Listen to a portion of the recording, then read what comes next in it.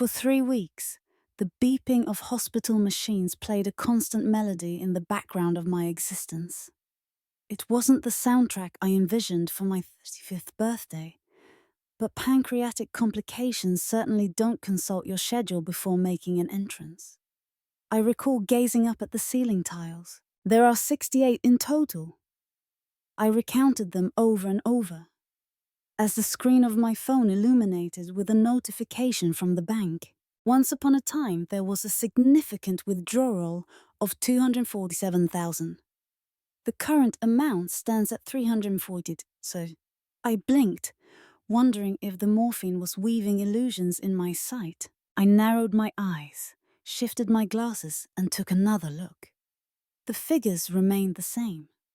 Nearly 250,000 vanished in an instant. With a quiver in my hands, I reached out to Nathan, sent directly to voicemail. Attempt number 2. Third, once upon a time there was a 4th chapter waiting to be told. Every time that familiar and joyful voice. Greetings, I'm Nathan. Share your thoughts, and I'll get back to you shortly. Yet, a feeling deep inside whispered that he wouldn't be reaching out again. Not just yet. Never. I reached out to Diane, my sister. Could you see if Nathan is at home? Urgent situation.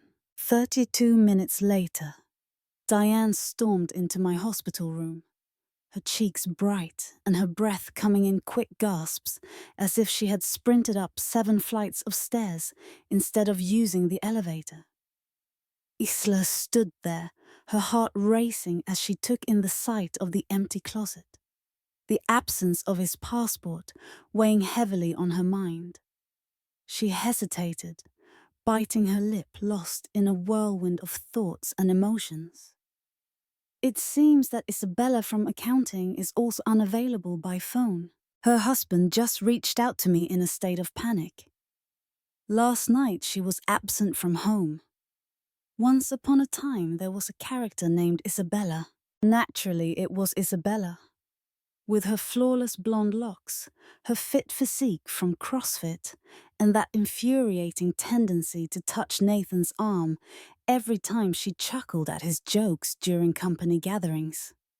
Isabella, the kind soul who brightened my hospital stay with a delightful fruit basket, wishing you a swift recovery, the card had conveyed.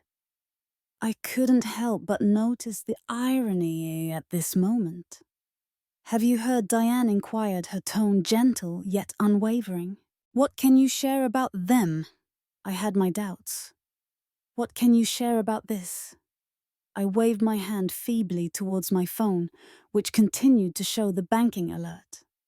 Not a chance. As the doctor entered the room, clipboard in hand, he began to weave a narrative about recovery time and the journey through physical therapy. I nodded absent-mindedly, akin to a dashboard bobblehead, as my thoughts soared far beyond the present moment. To Nathan and Isabella, perhaps soaring through the skies at this very moment. To our barren bank account. A journey of 13 years together, concluded with a single click in the digital realm. Mrs. Bennet, are you paying attention? This is crucial for your healing. The doctor remarked, his forehead creased with worry. Restoration, I echoed the term, leaving a sour note on my tongue. Absolutely, I have a keen interest in the journey of recovery, particularly when it comes to finances. He appeared to be lost in thought. Diane cast a sharp look my way.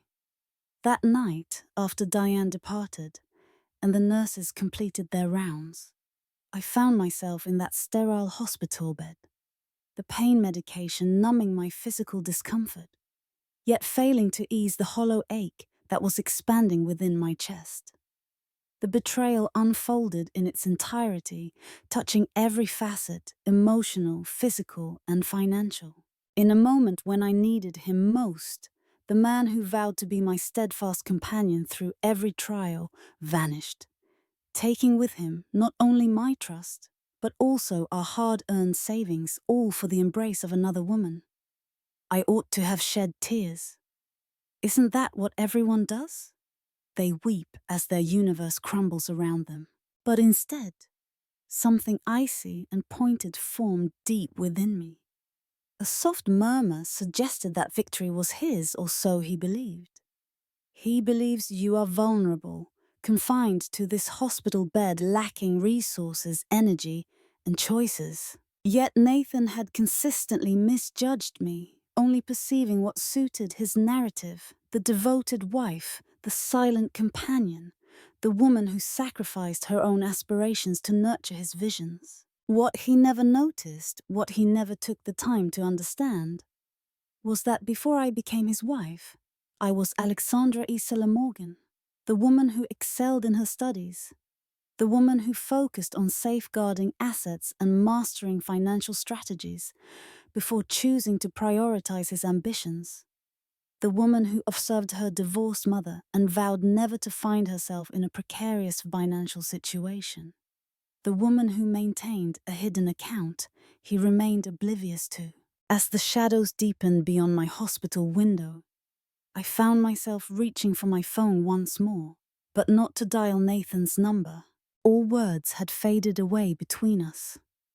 Instead, I accessed a secure app and took a look at my balance. Unexplored, significant, and entirely unfamiliar to my husband. With a hushed voice, I beckoned to the silence, game on Nathan. It would have been wise to confirm my demise before attempting to lay me to rest. It was on the day I left the hospital that the full weight of Nathan's betrayal hit me like a tidal wave. Diane took me back well to the place that once felt like home. The colonial-style house we had acquired 8 years prior stood still, its rooms echoing with the whispers of the past, partially empty, yet full of untold tales. He had gathered his clothes, his cherished vinyl collection, his grandfather's watches, and strangely enough, all the finest kitchen knives. Abandoned were the substantial pieces of furniture, my possessions, and every cherished photograph of each one turned face down, as if he couldn't withstand the weight of our still smiles critiquing him as he departed. "Are you hoping for my presence to linger?" Diane inquired. Lingering by the entrance, her gaze absorbing the understated turmoil all around her. "No," I replied gently, easing myself down onto the couch. "I seek solitude at this moment. By oneself." The term resonated in a new way now. One's solitude brought a sense of tranquility during Nathan's business trips. Now it signified being forsaken, thrown away, and left in the shadows like the furniture he couldn't squeeze into his bags. I sat down at my laptop, ready to unravel the tangled tale of our financial journey. The credit card statements unveiled the subtle hints of his treachery. Charges for accommodations in urban areas where he asserted solitude. Dining bills for two at establishments that are a bit too lavish for mere co-workers. 3 days before Isabella's birthday, a special jewelry purchase was made. The clues had been present from the very beginning, cleverly hidden among the business expenses I had relied on him to oversee. In the quiet hours of the morning, the joint account revealed its last chapter, with the final withdrawal marked at 4:17 a.m., leaving it nearly empty. The day following my unexpected operation. As the doctor spoke of my fortunate survival, my husband was quietly depleting our life savings, readying himself to embark on a new journey without me. 2 weeks prior, our investment portfolio had met its end. In Colorado, a vacation property found its way onto the market, accompanied by documents that seemed to bear my signature, an imitation yet a remarkable one. As the sound of my phone echoed through the room, a tale began to unfold. Unfamiliar digits. "Could I speak with Mrs. Bennet, please?" A voice, belonging to a man, inquired. "Yes. May I ask who is calling?" Once upon a time there was a man named Jonathan Reeves who worked at Capital One. It seems there have been some unexpected happenings with your credit accounts. In the last 24 hours, there have been a number of significant acquisitions in the Cayman Islands. The enchanting Caymans? Absolutely. A place where fortunes are sheltered. Nathan was embarking on an adventure, leaving behind the familiar. He was crafting a plan to vanish without a trace. After freezing the credit cards, I found myself enveloped in a heavy silence, the ache of my surgical wound pulsing in sync with the steady beat of my heart. The agony I felt was overshadowed by the shocking truth that the man I had cherished for 13 years was secretly orchestrating my financial ruin while I struggled for survival in a hospital bed. Once the doorbell chimed, breaking the stillness of the moment, I opened it to discover a courier holding an envelope. Within lay a solitary page. Documents of separation. No note. There's no need for an explanation. Only his name graced the bottom, accompanied by a sticky arrow guiding me to where my own signature awaited its turn. As I went about my day, a familiar sound broke the silence, a ping from my phone signaling the arrival of an email. From Nathan, a voice eager to share tales. Isla, a name that carries with it the promise of adventures yet to unfold.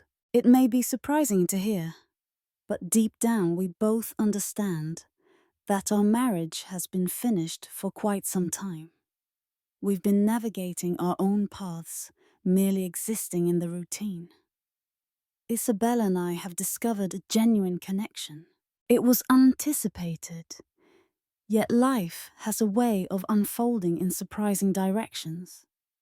I've gathered my portion of what we had to embark on a new journey. The dwelling now belongs to you. It's the bare minimum I can offer. Kindly sign the documents. It unfolds in a way that feels right. N. What about my part? Let me share a tale.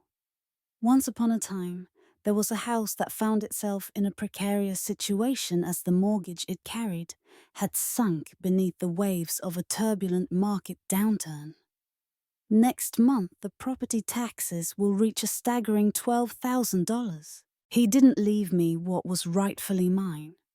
He departed, leaving me burdened with debts and responsibilities, while he took all the cash and valuables.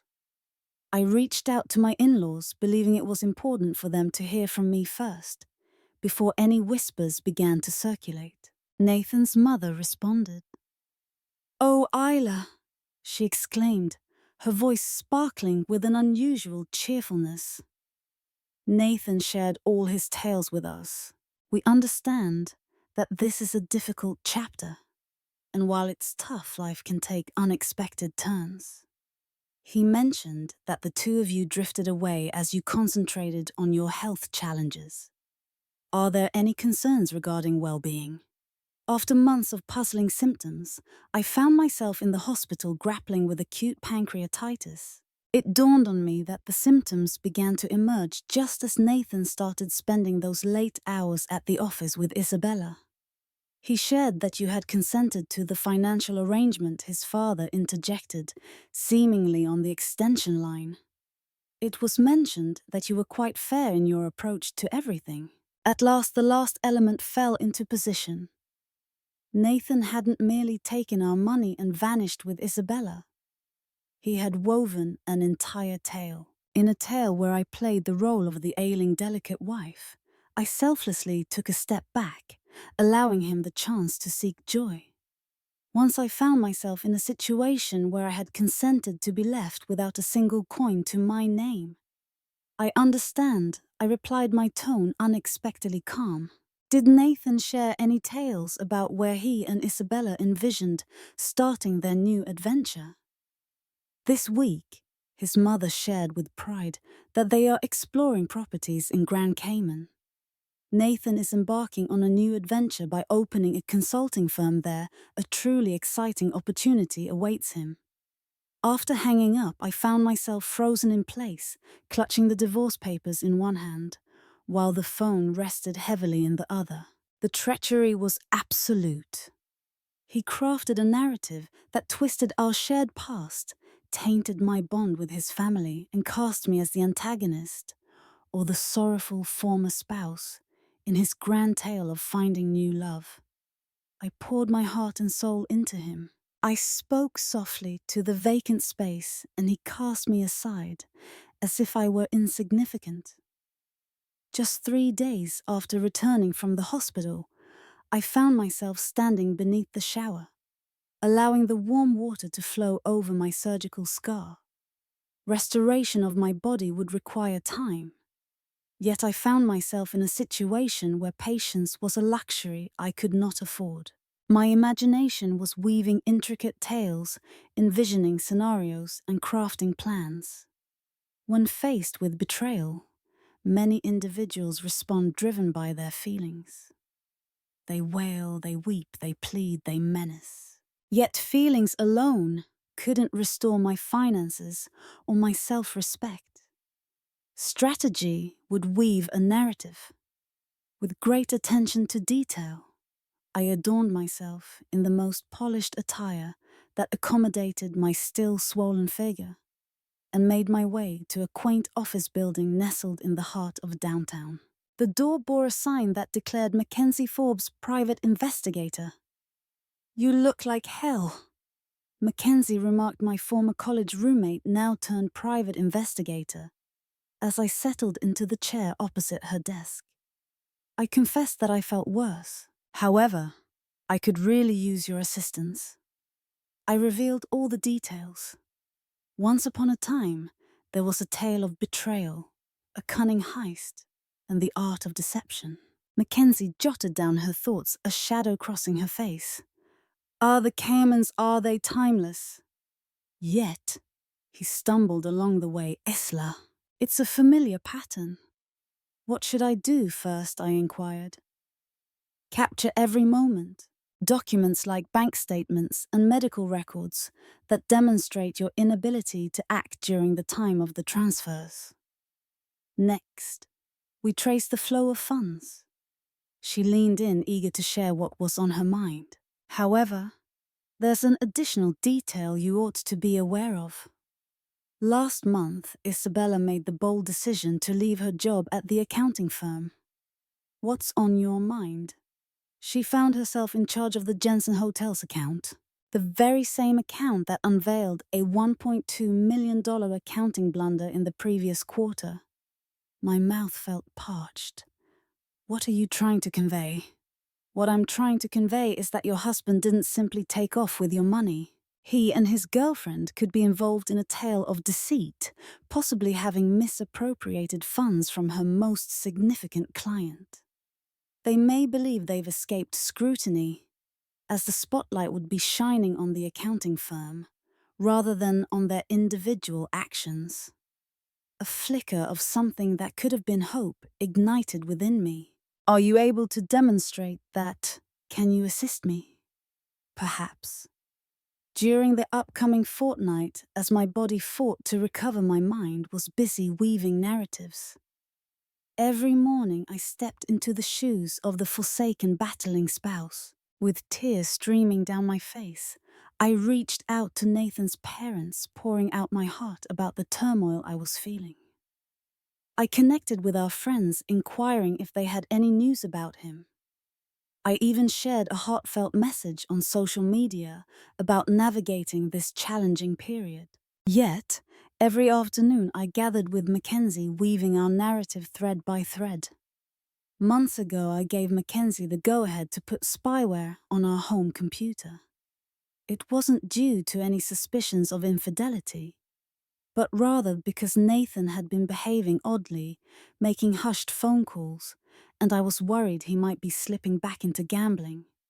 In the shadows, the spyware quietly gathered his passwords, his emails, his search history, weaving a tale of unseen intrusion.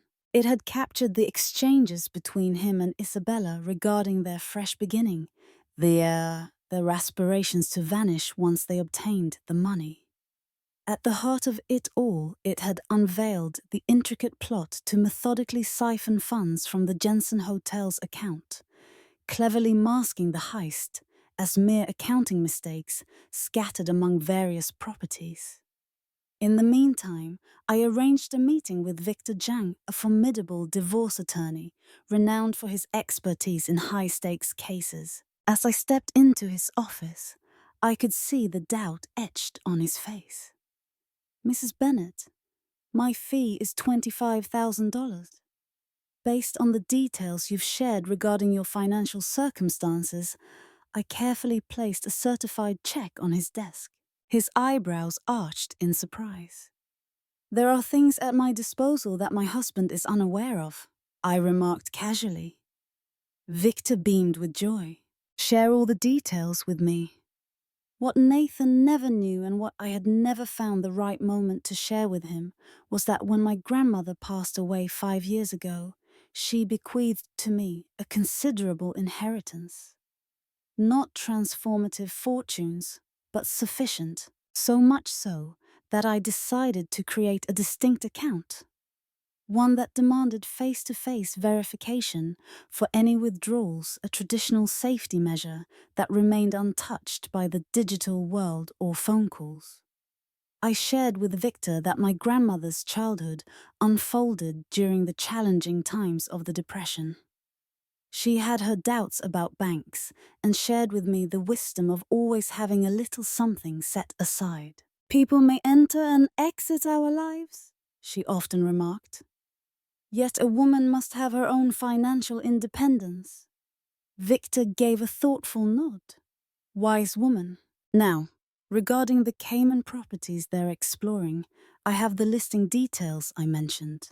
As I slid over the printouts Mackenzie had gathered, along with their hotel reservations, flight information, and a recording of Isabella talking about their intentions to establish residency to evade extradition. Victor gazed intently at me. "Mrs. Bennet, many of those who seek my help arrive feeling shattered and ill-equipped for what lies ahead. You don't fit into either category." I found myself in pieces, and I acknowledged it. For approximately 6 hours, in that moment, frustration bubbled up inside me. And now I'm just immersed in my thoughts. On that fateful night, a message arrived from a mysterious number. "It's quite surprising to see how well you appear after your recent hospital stay. That blue dress you donned for the lawyer's office today was simply captivating. N." He had eyes on me. "Excellent. Allow him to believe I was merely consulting with a divorce attorney, following a familiar path. Allow him to misjudge me just once more." I replied with a message. "We should share our thoughts on the terms of the divorce." His response arrived in no time. "There's no tale to unfold. Put your name on the dotted line. Any effort to challenge me will demand more than what you possess." A grin spread across my face as I looked at my phone. Nathan believed he understood precisely what I had abandoned. He had meticulously planned for every outcome, unaware that I had been anticipating his moves all along, always 10 steps ahead. On what would have marked our 14th wedding anniversary, I stepped onto a flight to Grand Cayman, not out of sentimentality or a desire for closure, but because the right moment and strategy are crucial. Once upon a time, Nathan and Isabella found themselves on a picturesque island where they spent 3 delightful weeks indulging in the opulence of the Ritz-Carlton, all the while exploring the enchanting world of villa shopping.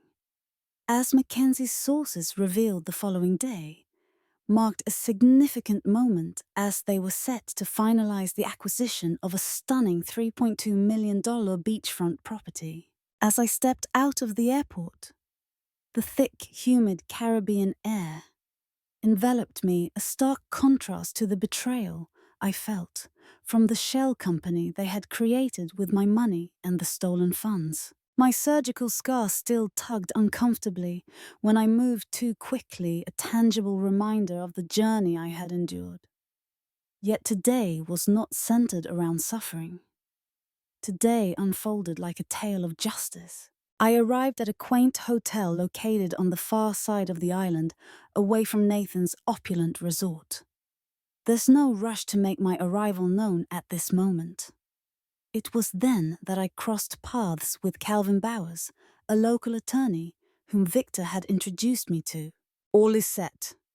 Calvin affirmed his British Cayman accent, adding weight to his statement. The Banking Commission has received an update. The documentation weaves a captivating narrative. They await your cue to embark on the next chapter. What about Jensen Hotels? Once upon a time, the security team made their grand entrance yesterday.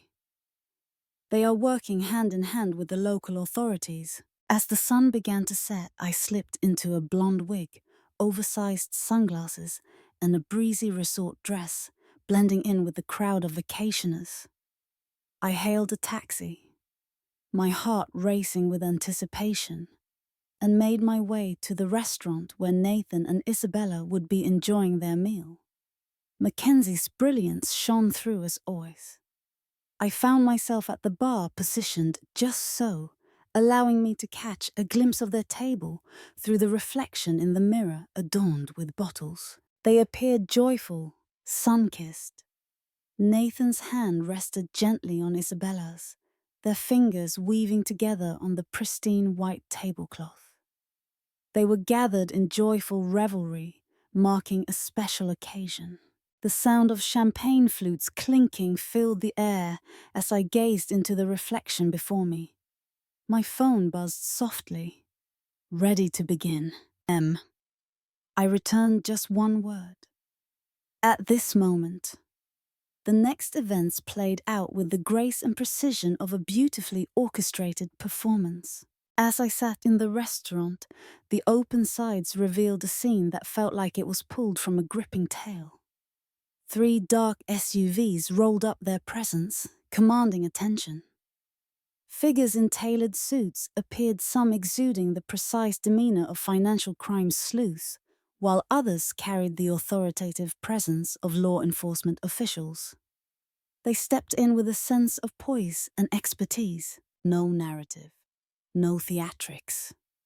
With a gentle step, I made my way to the table where my husband and his companion were delighting in their lobster bisque. I couldn't catch the words being exchanged, but I witnessed the shift in Nathan's expression, moving from bewilderment to astonishment, and finally settling into a look of sheer dread. Isabella's tears flowed freely, her mascara leaving trails down her cheeks as she shook her head with fervor. Nathan scanned his surroundings with frantic eyes, as if he were on a quest for a way out. His gaze drifted by failing to acknowledge my presence. The blonde stranger at the bar sipping a martini was just a fleeting figure in the tapestry of his unfolding nightmare. As Nathan and Isabella were escorted away in handcuffs, I settled my tab and strolled down to the beach. Under the shimmering glow of the moon, a silvery trail danced upon the dark surface of the water. After what felt like an eternity, I finally inhaled deeply, and for the first time in ages, it was free of discomfort. The sound of my phone breaking the silence echoed through the room. It was Mackenzie, and oh, what tales she could share. "It's finished," she declared, diving straight into the moment. "All their accounts have been put on hold due to financial crimes." The proof was undeniable. Jensen Hotels is pursuing legal action for the complete amount of $1.2 million. Imagine this. The Cayman authorities uncovered 3 additional shell companies. They had been through this before. "What can we say about our finances?" I inquired, my toes sinking into the refreshing sand beneath me. "It's already underway." The judge felt a deep sense of empathy upon reviewing the hospital records that revealed the funds were taken during your time of critical condition. Your accounts will be restored and back in your hands within 48 hours. The following morning, I stepped into the police station when Nathan awaited his transfer back to the United States. I had let go of the wig, but held on to the sunglasses. Some moments call for a grand unveiling. Nathan's expression, when I took off those glasses, was priceless, a moment that made every penny I spent on Mackenzie worthwhile. "What a delightful revelation," I murmured gently. "Isol," he murmured, his complexion pale and drawn. "What led you to discover that trace the path of wealth? How did you arrive here?" "There are countless inquiries, Nathan. It's unfortunate that you didn't take the time to inquire with them earlier. I can't help but think about whether my wife has caught on to the missing funds from Jensen Hotels, or if she has any proof of our discussions regarding deceiving her in the business." "You simply don't get it." Desperation flickered in his eyes. "Isabella and I preserve it for the future." I interrupted him. Isabella shifted her allegiance just an hour after the processing was complete. It seems she narrates a tale where the misuse of funds or financial misconduct was entirely your concept, portraying you as the puppeteer and herself as the one gripped by fear. His expression twisted into a pained grimace. "She's not being truthful. We crafted every detail side by side." A smile will spread across my face. "I understand. And I have tales to share that will back it up." His face lost all its color. "Did you capture our moments? What's the duration of your experience? That's sufficient, Nathan. Ever since you began your late-night adventures. Ever since you began keeping your phone out of sight." At that moment, I was uncertain about my quest. Wages, libations, entanglements. It was of no consequence. What truly resonated was my awareness that something was amiss. And unlike you, I hold dear the things that are precious to me. I rose to depart, but then hesitated. Oh, and those papers about the end of a marriage, I had Victor create new ones. This afternoon, a tale will unfold for you. While the terms may not seem appealing at first glance considering the situation, they are surprisingly generous. If I were in your shoes, I would go ahead and sign them. It's just a small chapter in the grand tale of your journey. As I turned to leave, his voice echoed behind me. "I will stand my ground against this challenge. Everything. Proving intent is a challenge." As I glanced over my shoulder for the final moment. Yet I can demonstrate the potential that lies ahead. Inspiration. I have evidence that you accessed accounts during my time under anesthesia. And perhaps the most revealing detail of all, I can demonstrate that you bought one-way tickets prior to my unforeseen medical crisis. His eyes grew large with wonder. "Indeed, Nathan. The DA is quite curious about whether my pancreatic issues arose naturally or if they were influenced by something that was added to my evening tea. The nightly ritual you began 3 months ago, where you took it upon yourself to brew tea for me without fail." Uncertainty loomed over me. I couldn't shake the feeling that he might have slipped something into my drink. The doctors had uncovered no definitive answers. Yet the fear in his eyes revealed a tale of its own. "Farewell, Nathan. Embrace the experience of confinement." 2 years unfolded each moment, weaving a tapestry of recovery. The visible marks disappeared more quickly than the invisible ones, yet in time both became distant echoes of the past. Here yet free from suffering. Nathan was sentenced to 8 years for financial fraud, while additional charges concerning my mysterious illness lingered as medical experts disagreed in court. Isabella shared her account, leading to a lighter sentence of 3 years for herself. The funds from the Jensen Hotel were largely reclaimed, and my personal accounts were completely reinstated, along with accrued interest. I parted ways with the Colonial House, In that place, shadows danced and whispered secrets as a modern apartment rose above, offering a view of the vibrant city park below. Immaculate contours, expansive areas, and grand windows that invite illumination from every angle. There are no corners left for whispers or shadows of the past. On warm evenings, I often found myself on my balcony with Diane, where we would enjoy a bottle of wine and engage in soft, meaningful dialogue. She had always been my steadfast support through it all. The challenges faced the spotlight of the media. Those moments when rising from bed felt like an insurmountable task. "Have you received any updates from his parents on one of those enchanting evenings?" she inquired. I gently shook my head, a silent response to the unfolding narrative. "Not since I think they still believe I somehow set up their perfect son. It's their loss," she stated with conviction.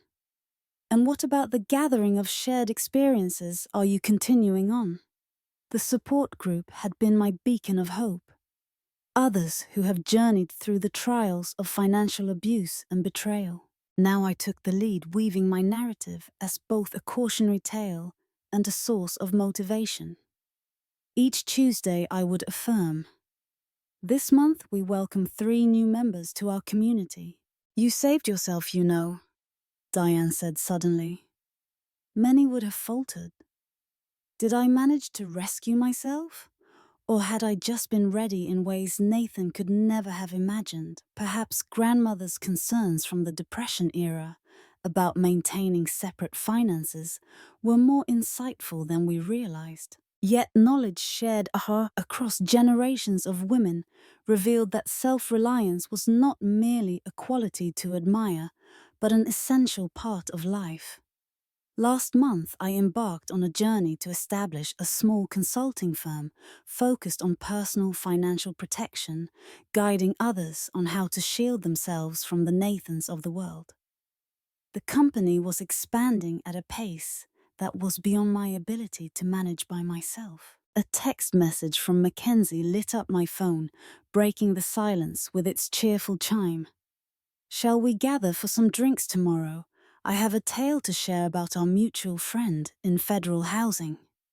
A smile spread across my face. Nathan likely found himself facing yet another setback in his quest for approval. His astonishment that his meticulously crafted scheme could fall apart so utterly had never diminished. In his imagination, I remained the unsuspecting, innocent partner who would never question, never resist, never triumph. As the sun dipped below the horizon, I approached the concealed safe tucked away behind the artwork in my bedroom. A timeless lesson from a grandmother. Ensure that vital documents are stored in a place that is exclusively accessible to you. Within the confines of the envelope lay the concluding report from the private lab I had engaged to scrutinize the samples of my hair collected during my time in the hospital. Samples revealed unexpected compounds that seemed out of place in my system. The evidence remains unsubmitted to the prosecutor at this point. There were moments when I questioned whether it would ever happen. Nathan found himself in the midst of his own tale, already navigating the confines of his sentence. The tales of financial crimes had reached their limit. Was it necessary for me to seek the fulfillment of extra fees? Or was it sufficient to hold the truth within my own heart? What lay beneath was both straightforward and deeply meaningful. He had misjudged me at every turn, and in that moment he found himself stripped of all he once held dear. I secured the safe, made my way back to the balcony, and took in the breathtaking display of the sunset as it transformed the sky into a canvas of vibrant oranges and pinks. Life had its imperfections. Gaining trust had become a more challenging endeavor. Yet the essence of freedom, be it financial, emotional, or physical, was more delightful than I had ever envisioned. "He didn't merely drain our account," I murmured to the dimming glow. He let go of all that held significance. In the depths of loss, I discovered who I truly am. I lifted my glass towards the horizon, celebrating fresh starts and the resilience that emerges from being shattered and piecing oneself back together. Not as you were, but as you were destined to become.